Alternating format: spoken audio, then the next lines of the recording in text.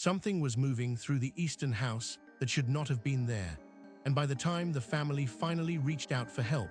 the man who had once laughed at ghost stories could no longer sleep through the night without waking in a cold sweat, feeling as though something fundamental inside him had been corrupted. This is the story of a haunting that never made headlines, never inspired a Hollywood film, never became part of the sensational folklore that surrounds paranormal investigation. Yet it represented everything that Ed and Lorraine Warren understood about the real work of confronting the demonic. The quiet pastoral labor of spiritual warfare conducted in the ordinary homes of ordinary people who suddenly found themselves facing something that shattered every rational framework they had built their lives upon. Easton, Connecticut, sits in the rolling hills of Fairfield County, a small rural town just minutes from Monroe, where the Warrens maintained both their family home and the headquarters of the New England Society for Psychic Research. The proximity meant that cases from Easton reached the Warren team quickly, passed along through a network of parish priests, local law enforcement officers, and community members who had learned over the years that when something genuinely inexplicable invaded a household, Ed and Lorraine Warren would respond with seriousness, professionalism, and an unshakable conviction that what was happening mattered, regardless of whether the world beyond that frightened family would ever hear about it. During the 1970s, Fairfield County was experiencing what Ed Warren described in his university lectures as an unusual concentration of paranormal activity, a density of reported cases that he attributed partly to the region's deep and layered history, and partly to the cultural currents of that particular decade, which had drawn countless people toward occult exploration without any real understanding of the spiritual consequences such practices could unleash. The Easton case arrived at the Warren doorstep through the usual channels, referred by someone who knew someone who had heard that the Warrens dealt with these matters. And when Ed first spoke with the family patriarch on the phone, he recognized immediately the characteristic combination of frustration and fear that marked someone experiencing genuine paranormal infestation for the first time. This was not the voice of someone seeking attention or indulging in fantasy, but rather the voice of a man whose foundational assumptions about reality had been violently destabilized, who was angry at himself for even making the call, but who had run out of rational alternatives. The family had lived in their Easton home for several years without incident before the disturbances began, and there was no obvious precipitating cause that anyone could identify, no renovations that might have disturbed something dormant, no significant deaths or traumas, no dabbling in Ouija boards or seances, or any of the obvious doorways that Ed Warren catalogued in his lectures as common entry points for malevolent spiritual forces. The phenomena started subtly, as they often did, with environmental anomalies that could almost be rationalized away individually, but that accumulated into a pattern impossible to dismiss. There were persistent, unexplained odors that moved through the house without any identifiable source, appearing in one room and then another with no regard for airflow or ventilation. There were sudden dramatic temperature drops in the main living areas, localized cold spots that would appear without warning and dissipate just as mysteriously. The electrical systems of the home began behaving erratically, with lights flickering in sequence through the rooms during the early morning hours, as though something were moving through the house flipping switches, except that investigation revealed all the switches remained untouched in their original positions. As the weeks progressed, the phenomena escalated from environmental disturbances to auditory manifestations, the next predictable stage in what Ed Warren understood as the standard progression of intelligent haunting. Family members began hearing voices in empty rooms, not clear enough to understand, but unmistakably vocal in character,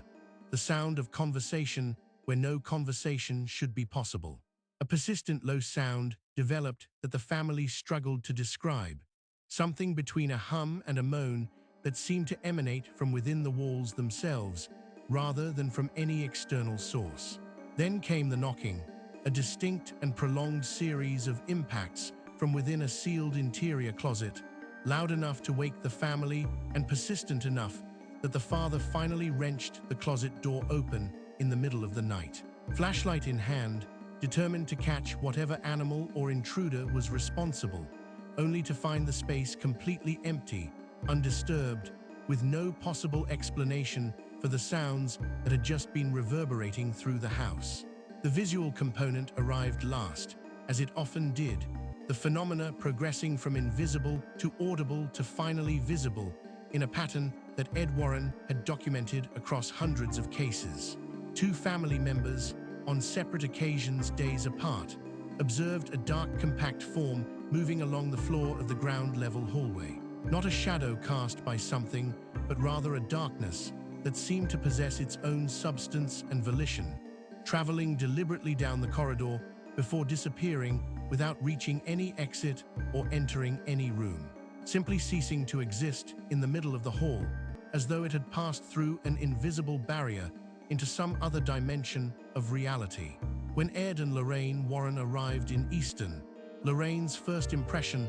upon entering the property was significant. She distinguished immediately between two types of haunting: those generated by the accumulated history of a location itself, the residual spiritual energy of suffering or trauma that had occurred there, and those caused by something that had arrived from outside,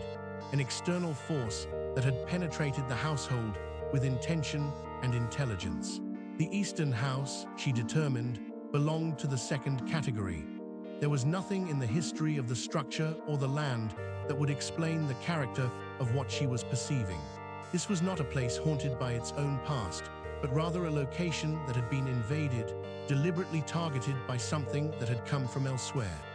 Ed conducted his systematic physical survey, documenting the layout, checking for environmental factors that might explain the reported phenomena, ruling out the mundane before addressing the extraordinary. Lorraine continued her walkthrough, pausing at the sealed interior closet that had been the source of the knocking.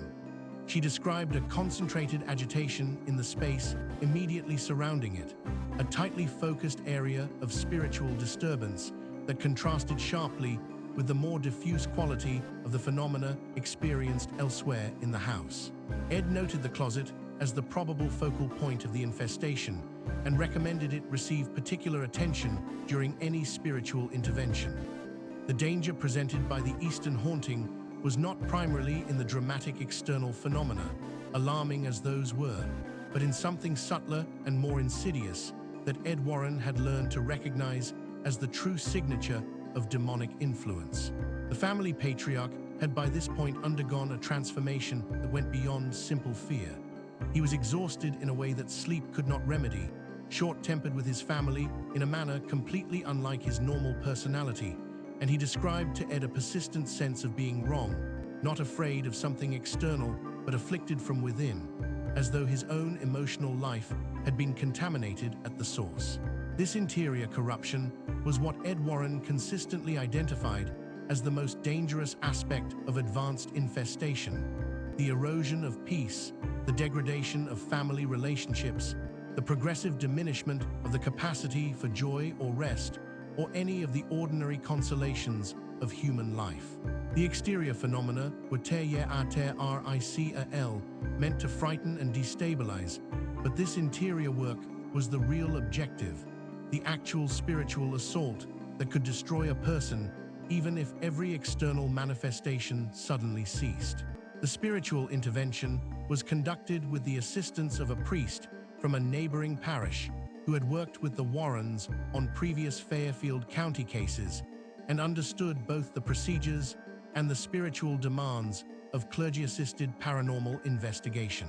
The blessing of the house proceeded methodically, room by room, with particular concentration on the ground floor hallway and the sealed closet that had been identified as the primary focal points of activity. Lorraine maintained her protective prayer throughout the ceremony, while Ed documented everything, watching for physical responses, temperature changes, the behavior of the family pets, any auditory anomalies that might occur during the rite. When the closet was opened during the blessing and subjected to direct prayer, Both Ed Warren and the officiating priest noted simultaneously a brief but significant temperature drop,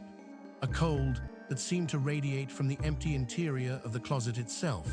followed by a gradual normalization as the prayers continued. The family present throughout the ceremony reported that the sense of being watched, a quality they had described as perpetual and inescapable since the phenomena began, lifted noticeably during the final prayers and had not returned by the time the Warren team departed. The Easton case represents something essential about the work Ed and Lorraine Warren actually did. Beyond the famous investigations that became books and films and entered popular culture, this was the core of their ministry, if that word can be properly applied to paranormal investigation, the willingness to respond with the same careful, committed attention to an unknown family in Easton as to the cases that made international news, to give their expertise and their time and their spiritual energy to people who would never be famous, whose suffering would never be documented beyond the Warren case files, whose relief and gratitude would be expressed in private and then fade into the unremarkable continuation of ordinary life. Lorraine reflected in later interviews that the quieter cases, the ones no one ever heard about, were in many ways what the work was really about, the direct service to frightened families who had nowhere else to turn, the resolution of suffering that would never be the subject of media attention, the ordinary pastoral work of demonology conducted in the ordinary rooms of ordinary Connecticut homes where something had gone terribly wrong and someone needed to stand in the gap between the family and the darkness with nothing but prayer and faith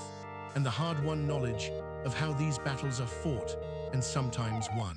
Hashtags Paranormal Investigation, Ed and Lorraine Warren True Ghost Stories, Haunted Connecticut Demonology, Supernatural Stories, Warren Files, Paranormal Documentary Haunted House, Ghost Hunting Real Ghost Stories, Supernatural Phenomena Demonish Hauntings, Scara Stories True Crime. This story was created with AI assistance based on documented paranormal case files. All events reference real investigations by Ed and Lorraine Warren.